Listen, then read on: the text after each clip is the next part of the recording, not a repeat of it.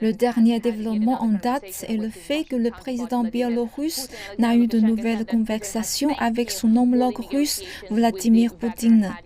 Loukachenko a déclaré que Poutine l'avait remercié pour la négociation effectuée avec le chef de Wagner, Yevgeny Prigojine, qui a accepté de retirer ses mercenaires et ses armes lourdes qui étaient en route pour la capitale russe. Nous comprenons maintenant, d'après cette déclaration publiée par Yevgeny Prigojine sur sa chaîne Telegram, qu'il a confirmé plutôt avoir ordonné à ses combattants de revenir, de faire demi-tour alors qu'ils se dirigeaient vers la capitale russe.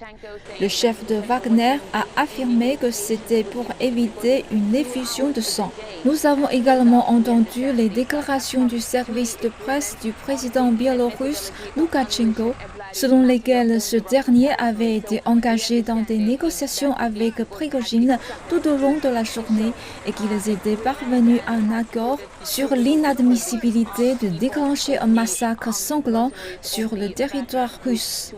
Les négociations semblent avoir abouti à un accord mutuellement bénéfique